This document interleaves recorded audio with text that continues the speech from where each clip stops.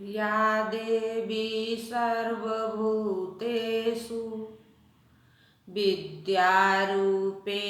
संस्थिता नमस्तस्यै नमस्तस्यै नमस्तस्यै नमो नमः। नमस्कार, मैं काव्य कुमारी, सहायक प्राध्यापक साहित्य, जूथालाल संस्कृत महाविद्यालय मझौलिया, पश्चिम चंपारण। आज उपशास्त्री के छात्रों के लिए काव्य दीपिका के खष्ट शिखा से गुण स्वरूप माह मम्मटः बताने जा रही हूँ। ये रसस्यांगिनो धर्माः शौर्यादय इवात्मनः उत्कर्ष हेतवस्ते शिवरचल स्थितयो गुणाः। किसी भी कविता में उत्कर्ष लाने वाले गुणों का विचार इस शिखा में करेंगे। काव्य की आत्मा का नाम रस है और गुणों का रस के साथ नित्य संबंध है। आचार्य मम्मट ने अपने काव्य प्रकाश में गुणों का लक्षण इस प्रकार किया है। जिस प्रकार शूरता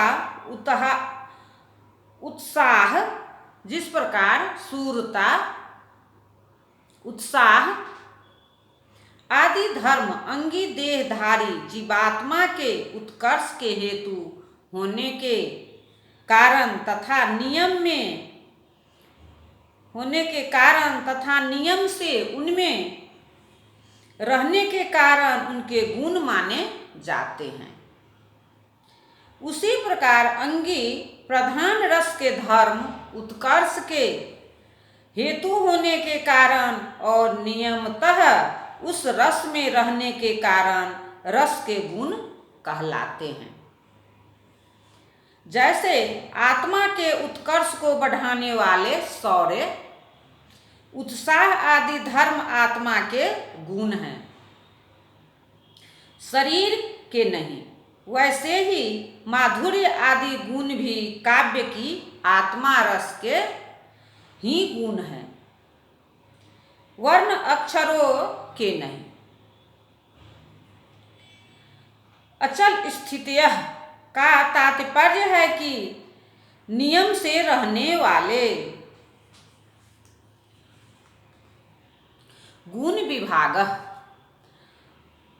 माधुर्ययौजः प्रसादाख्यास्त्रयस्ते न पुनर्दश। माधुर्य लक्षण मुक्तं काव्य प्रकाशे। माधुर्य लक्षण मुक्तं काव्य प्रकाशे। आह्लादकत्वं माधुर्य चित्तस्य द्योतिकारणम्। आह्लादकत्वं आनंदजनकत्वं द्रुति गलित्वमेव। रस विशेषे द्रुतेराति संयमा करुणे विप्रलम्भे तच्छान्ते चातिशयान्वितम्। अत्यंत द्रुति हेतुत्वा द्वितीयर्थः। गुणों के भेद। माधुर्य, ओज और प्रसाद ये तीन गुण प्रसिद्ध है। माधुर्य, ओज और प्रसाद ये तीन गुण प्रसिद्ध है। काव्य प्रकाश में माधुर्य का स्वरूप बतलाया गया है कि चित्त को द्रवीभूत बनाने वाले आह्लाद आनंद को माधुर्य कहते हैं। करुण विप्रलम्भ श्रृंगार तथा शांत रस में चित्त का द्रवीभाव अधिक उपलब्ध होता है, अर्थात संभोग श्रृंगार की अपेक्षा करुण रस की अपेक्षा विप्रलम्भ श्रृंगार में और उसकी अपेक्षा शांत रस में माधुर्य अधिक उपलब्ध होता है। रचनायां माधुर्य लक्षणम। मूर्धनि वर्गान्तय वर्णेन युक्ताष्ट ठड ढान विना, युक्ताष्ट ठड ढान विना, रणौ लघु च तद्व्यक्तौ वर्णाः कारणतां गताः, अवृत्तिरल्प वृत्तिर्वा मधुरा रचना तथा। यथा तदिदं क्रियतामनन्तरं भवता बन्धजन प्रयोजनम्, विधुरा ज्वलनाति सर्जनान्ननु मा प्रापय पत्युरन्तिकम्। रचना में माधुर्य का लक्षण निम्नलिखित है। पद के अथवा संभव हो तो चरणों में अंत में भी ट, ठ, ड, ढ, न इन वर्णों को छोड़कर जो वर्ण आदि में अपने वर्ग के अंतिम अक्षर यन, म, अंग, न से युक्त हो, दीर्घ और गुरु मात्रा से रहित ह्रस्व स्वर से युक्त र और न माधुर्य के व्यंजक होते हैं।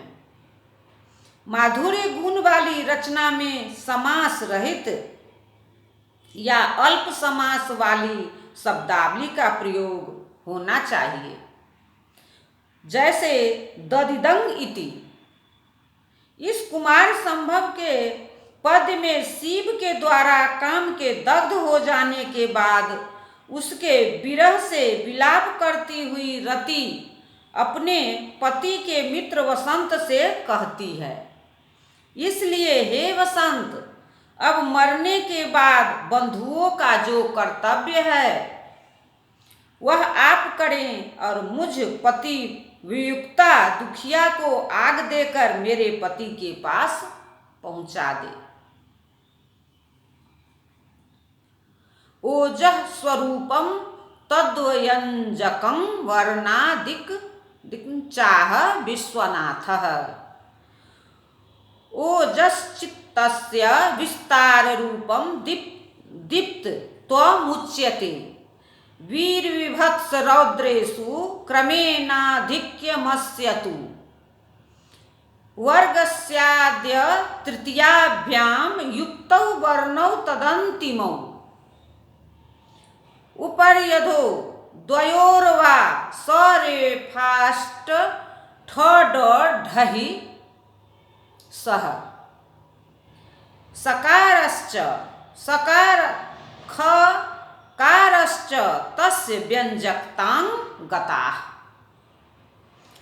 तया समास बहला घटनौ द्वत्यशालिनी। ओजो गुण का स्वरूप और उसके व्यंजक वर्णों की विश्वनाथ भट्टाचार्य ने अपने साहित्य दर्पण में इस प्रकार व्यक्त किया है। चित्त के विस्तार रूप दीप्तत्व को ओज कहते हैं। वीर विभत्स तथा रौद्र रस में क्रमशः उसकी अधिकता होती है। वर्णों के प्रथम अक्षर के साथ मिला हुआ उसी वर्ग का दूसरा अक्षर तथा तीसरे के साथ मिला हुआ उसी वर्ग का चतुर्य अक्षर जैसे कख, चच्छ, गद्ध, जज्झ आदि। ऊपर या नीचे रेफ से युक्त अक्षर जैसे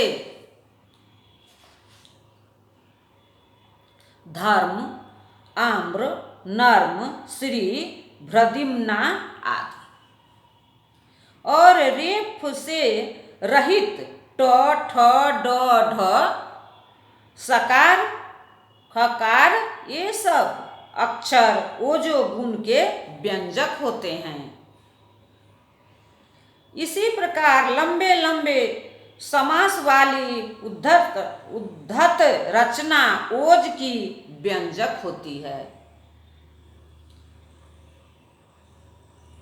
यथा चंचद भुज भ्रमित चंड गदाभिधात